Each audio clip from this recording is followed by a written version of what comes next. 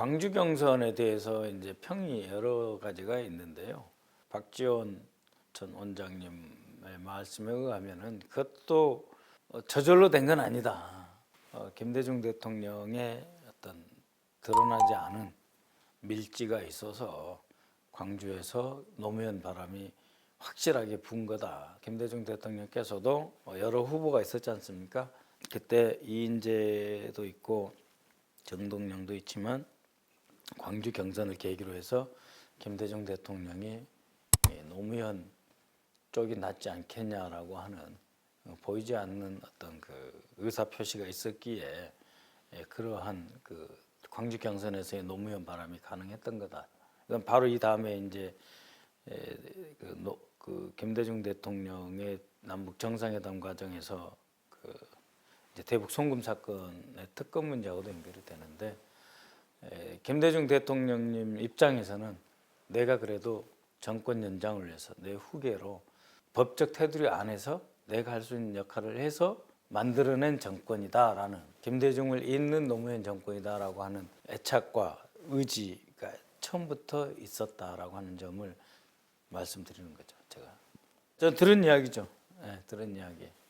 그러니까 뭐 그때 문성근 씨도 가고 뭐 유시민 씨도 가고 해서 미리 2, 3일 전부터 가가지고 아는 지인들한테 뭐 전화해서 노무현 바람을 일으킨 거는 맞는 거고 그거는 그것대로 존재하는 것이고 그러나 그 노무현 바람이라고 하는 게 정말 그 바람만이 아니고 뿌리에서 기저에서 김대중 대통령이 계시는 청와대 쪽에서의 정무적 판단과 보이지 않는 어떤 그 지지와 분위기 조성이 없었으면 됐겠느냐.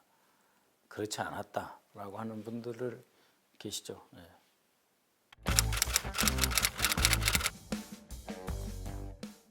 김대중 대통령님과 연관지어서 말씀을 드리면은 그때 이제 대북 송금 특검 사건으로 많은 상처를 받으셨죠. 박지원 비서실장 감옥에 가서 고초를 겪었었지 않습니까? 그래서 2003년 추석 때 이종석 당시 그 국가안전보장의 사무차장하고 같이 이제 추석 인사 겸해서 김대중 대통령님을 찾아뵀었는데 대통령님께서 그때 건강이 별로 안 좋아 보이셨어요. 많이 얼굴도 부어 계시고 또 말씀도 떠듬떠듬하면서 이렇게 하시는데 노무현 대통령에 대한 서운함, 이 대북 송금 사건은 통치 차원의 결단이다.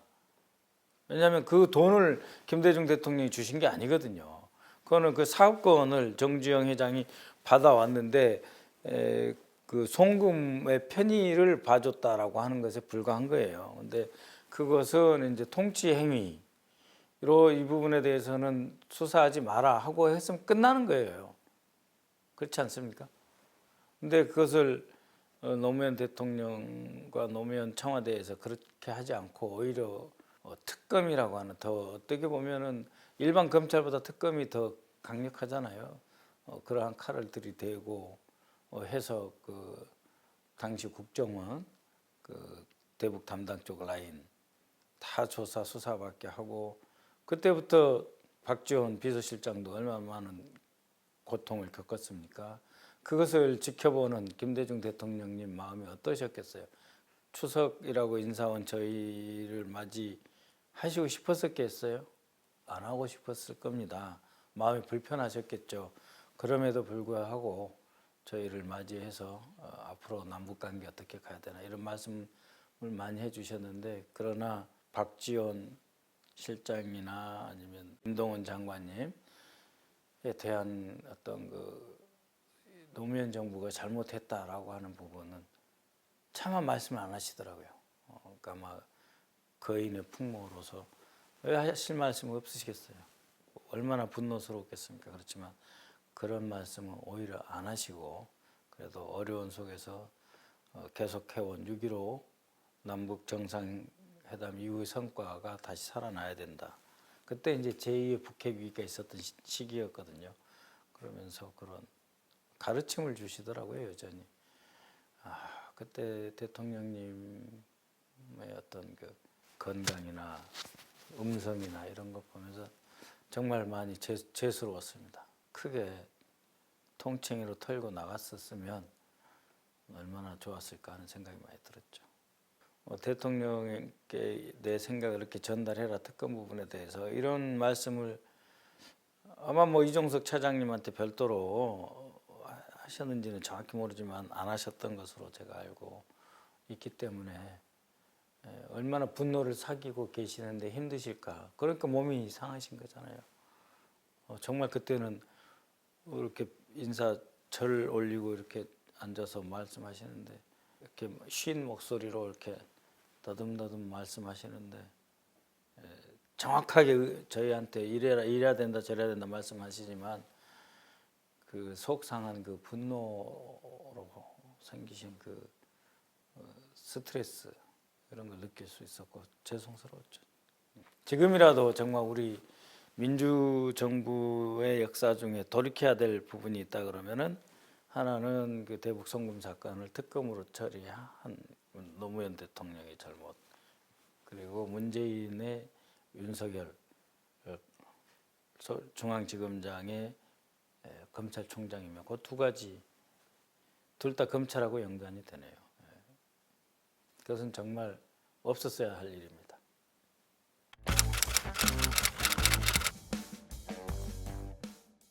캠프에 들어갔었고요, 처음부터. 그리고 이제 NSC 사무처라고 하는 조직을 만들었었는데 그때 저는 전략기획 담당이었습니다. 한미동맹하고 남북관계 그 두 가지 문제를 핵심적으로 다뤘고, 특히 이제 북한 핵 문제, 육자회담은 이제 우리나라 한국 대표단의 청와대 대표로서 계속 한 번도 안 빠지고 육자회담에 참여한 유일한 사람이죠, 제가. 6개국 대표단 중에서 한 번도 안 빠지고 육자회담 나간 사람입니다. 제가 실무회담 전체 회의 다 한 번도 안 빠지고 나가서 9.19 공동성명, 북한 핵 문제 해결의 원칙에 대한 그 합의문이죠. 6개국 합의문.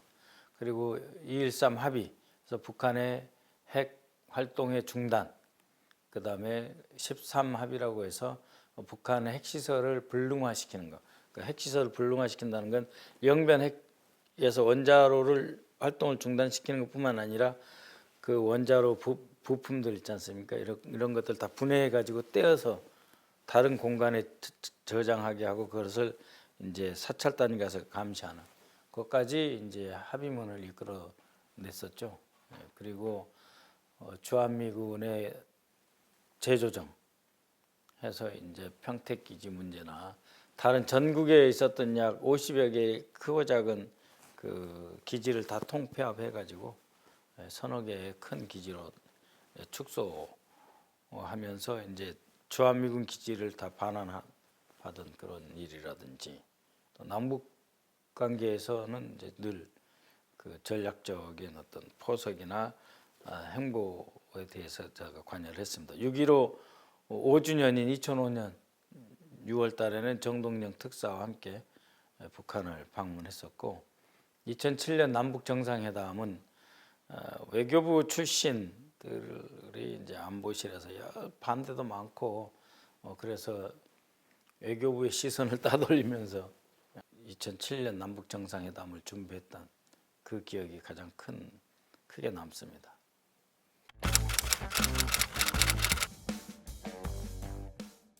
육자회담의 성과가 있어야 남북 정상회담도 한다라고 하는 그런 생각이 있었는데, 북한도 마찬가지로 이제 육자회담에서 그 미국하고의 관계가 어느 정도 좀 안정화된다 그럴까 아니면은 회복이 된다 그럴까, 그런 국면이어야만 한국하고 정상회담을 할 수 있다.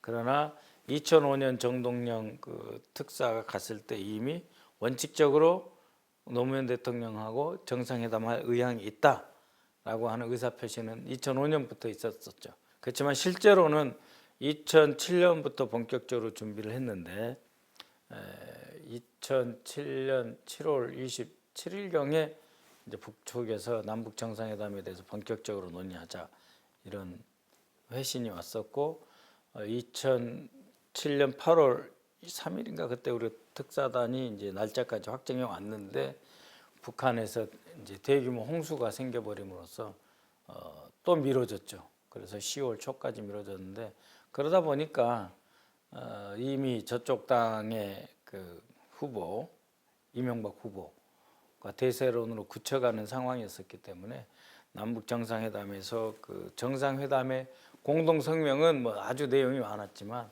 실제로 이어가지는 못했죠. 그런 한계가 있었습니다. 그래서 이제 앞으로도 뭐 미국하고 뭐 북한하고 다 끝난 다음에 남북 관계가 가야 된다라고 하는 것은 결국 북한이 좋아하는 선미 후남, 미국하고 먼저 하고 남쪽하고 나중에 한다. 혹은 통미봉남, 미국하고는 통하고 남쪽은 맞겠다. 지금은 통미봉남으로 갈 가능성이 매우 높죠. 김정은하고 이제 그 트럼프하고 관계에서 보면. 그렇지만 그 틀을 깨야 된다. 그 주도성을 김대중이 갖고 간 것처럼 가져가지 않으면은 남북 관계에 실질적인 발전은 없다 이렇게 봅니다.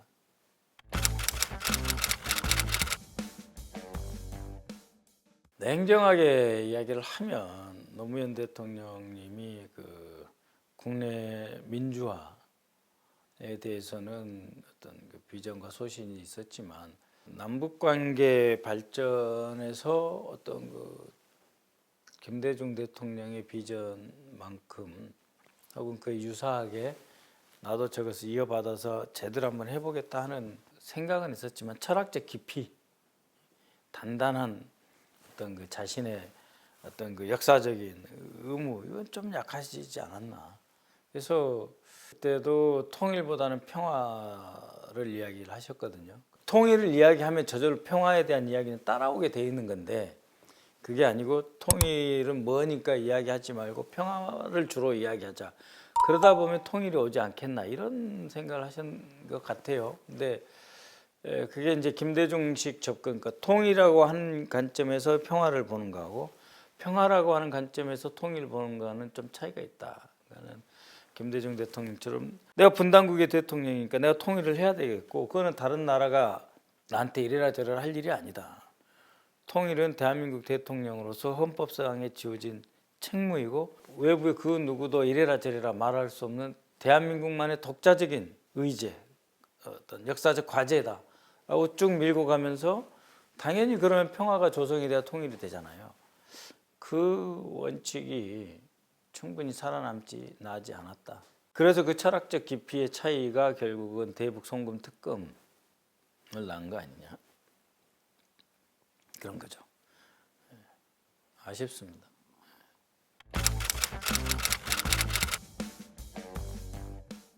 그것을 통치 행위다라고 툭 털었으면은 김정은도 편하게 노무현 대통령에게 초반부터 손을 내밀었을 텐데 아니 그 무슨 뭐 대한민국 돈이 무슨 뭐 정부 돈이 들어온 것도 아니고 자기는 사업권을 많이 줬는데 정주영 회장이 약속한 돈의 일부를 자신은 받았다 이렇게 생각할 거 아니에요. 송금 편의를 봐준 것은 뭐 한국 정부가 했다 할지라도 그렇게 따지면은 아니 김정일 입장에서는 뭐 개성공단 뭐 그다음에 뭐 금강산 다 합의해 주면 자기는 그러면 어떻게 돼요? 김정일도 그러면은 특검 받아야 돼요. 그렇잖아요. 그래가지고 김정일도 특검 받고 김대중 대통령의 부하도 특검 받고 이래 버리면 남북한 간의 평화와 대화와 통일의 비전이라는 게 있을 수 없잖아요.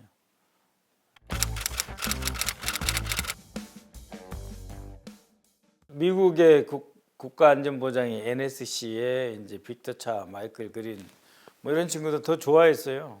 한때 제가 뭐 반미는 아니었는데 미국에 대해서 비판적인 입장을 갖고 있는 사람이 미국하고 여러 가지 문제에 대해서 협력을 할 수 있다는 것 자체가 정말 좋은 일 아니냐.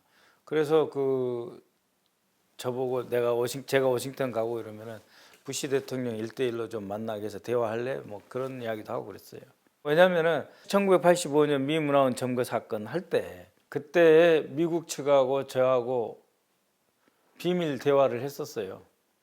그때 다리를 놓은 사람이 지금은 이제 그 인요한이라고 연세대 세브란스 의대 4학년이었었는데 광주에서 일어난 것 같은 어떤 불상사 즉 뭐 한국 경찰이 들어가고 뭐 이래가지고 또 미 문화원에서 사람이 떨어져서 뭐 다치거나 혹시 또 뭐 떨어져서 죽거나 하는 일이 벌어지면 안 되니까 우리가 원하는 요구하는 게 뭐냐 그걸 미국이 해주면 되는 거 아니냐 그렇게 저한테 접근이 왔었어요. 그래서 김민석 그때 서울대 총학생회장하고 같이 상의를 한 끝에 우리 요구는 간단하다. 첫 번째 한국민의 뜻에 반해서 전두환 독재 정권을 지지 지원하지 말 것과 한국의 민주주의와 민주화는 도와달라는 말은 싫다. 우리가 그건 한국의 민주주의는 우리가 알아서 할 거니까 한국민의 뜻대로 할 수 있도록 간섭하지 않겠다. 이런 입장을 밝혀달라 하는 것과 전두환의 그 학살에 대한 관여 부분에 대해서 인정을 해라. 이런 두 가지 요구를 했거든요. 그랬을 때 이제 미국 쪽 반응은 뭐 전두환이 현재 정권에 있으니까 상대를 할 수밖에는 없다. 그러나 정치적으로 지지하거나 지원하는 행동 그런 건 하지 않겠다. 두 번째, 광주 학살의 배후에 미국이 있다는 것은 자신들이 인정을 하지 않는다. 그렇지만 어떤 식으로든지 자신들의 입장이 드러날 수 있도록 하겠다 했는데 이제 그거는 미국 관련 그때 광주 5.18에 대한 그 팀 셔록 씨의 계속적인 정보 공개 요청이 있었잖아요. 그거를 받아들여서 백악관 문서의 일부, CIA 문서 일부를 제외하고는 상당 부분 국무부 문서를 이제 공개를 했었죠. 우리에 대해서는 이제 86년 막 호헌 발언 있었잖아요. 전두환의 헌법을 개정하지 않겠다라고 하는 그런 발언할 때 미국에서 이제 그 국무부 아태 차관보 아시아 태평양 차관보가 와가지고 헌법을 지키는 건 좋은데 그건 단임만 해야 된다, 한 번만 해야 된다라고 한다든지 아니면 직선제 개헌 투쟁 같은 경우에 전두환의 편을 들지 않는다든지 전두환이 이제 6.29 직전에 2007 아니죠 87년이죠 87년 6.29 직전에 한 번 더 군을 동원하려고 했었잖아요. 그랬을 때에 이제 안 했으면 좋겠다라는 식의 의사표현 이런 것들로 드러나면서 다시는 전두환을 지원하지 않는다라고 하는 약속은 지켰다. 저는 그렇게 보고 있습니다. 이제 그런 부분을 이제 미국 친구들한테 미국 백악관에서 친구들한테 설명을 해주거든요. 그래서 니들이 한국의 민주주의가 짓밟히는 과정에서 사실상 전두환을 용인한 것은 잘못이다. 그러나 그 이후에 민주화 과정에서 그래도 그 전두환에 다시 지지하거나 편들지 않은 거 그거는 내가 좀 평가해 주겠다 인정해 주겠다 그랬더니 그런 말을 부시 대통령한테 좀 해달라고 그러면서 반미 박선언이라고 보지 않아요. 미국서는 오히려 미 백악관에 제가 하도 자주 드나드니까 그럼 여기다 조그맣게 네 책상 하나 놔줄 테니까 너 여기 와서 있어라 이럴 정도로 상당히 노무현 대통령 정부와 부시 정부 2기는 협력이 잘 됐었습니다.